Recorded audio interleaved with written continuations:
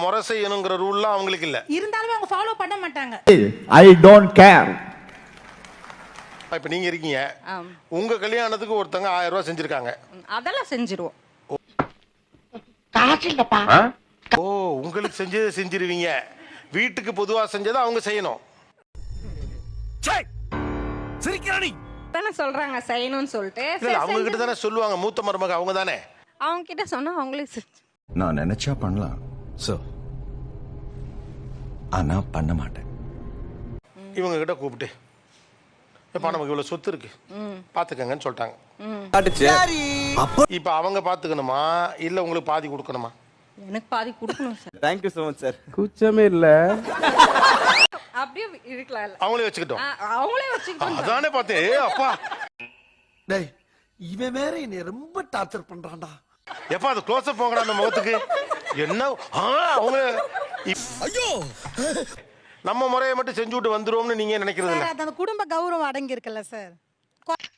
என்ன மனுஷன் அவங்க கிட்டே சொல்றாங்களா, என்கிட்ட ஏன் தான் சொல்றீங்க, அவங்க கிட்டயும் சொல்லுங்க, அவங்களும் போடுவாங்க, நான் அவங்க சொல்லவே மாட்டாங்க. இது ஒரு நல்ல கேள்வி. 22 மேரேஜ்மா அப்படின்னு சொல்லிட்டாங்கன்னு வச்சுக்கோங்களேன். சப்போஸ் அவங்க மொய் சரியான மாதிரி இருந்தா அந்த 22 அவங்க மறந்துடுவாங்க சார். கேலண்டர் 22 இருக்காது. சூனா போனா ஒவ்வொருத்தர் இருக்க வேகத்தை பார்த்தோம்னா அவன் அருமை வறுமைக்கு ஆபத்து வந்துரும் போல் இருக்கடா. அதான் சொன்னல சார், டென்ஷன். இந்த உண்மையிலே டென்ஷன்ல எல்லாத்தையும் மறப்பீங்கன்னா அந்த சொத்தையும் மறக்கணும். அதெல்லாம் ஏற்புடையதல்ல. ஊருக்கு போகும்போது ஒரு நாளைக்கு முன்னாடியே அத்தைக்கிட்டையும் மாமா கிட்டையும் சொல்லி பர்மிஷன் வாங்கணும். முடியல உங்க ஊருக்கு போகும்போது வீட்டுக்கு சொல்லவே மாட்டாங்க. ஷிஃப்ட் முடிஞ்சு எங்க அண்ணன் கூப்பிடுவோம், அப்படியே எங்க வீட்டுக்கு நான் போயிடுவேன். நான் மாதிரி அம்மா வீட்டுக்கு வந்திருக்கேன் அப்படின்னு நீங்க சொன்னா ஜென்ரலா என்ன சொல்லுவாங்கன்னு கேக்குறேன். சொல்ல மாட்டேன். ஒன்னும் சொல்ல மாட்டாங்க. டேய் சும்மாரா. ஏன் ஒன்னும் சொல்றது இல்ல நினைக்கிறீங்க? எப்படி கேட்க மாட்டா இவ இஷ்டத்துக்கு தான் இருப்பா அந்த மாதிரி யோசிச்சிருக்கேன். அதவே எடுக்கிற முடிவெல்லாம் நமக்கு சாதக மாட்டாயா. வீட்டுல வந்து எங்க அத்தைக்கு வந்து அமாவாசை கிருத்திகை அப்பெல்லாம் நான்வெஜ் சாப்பிடக்கூடாது, வீட்லயும் செய்யக்கூடாது.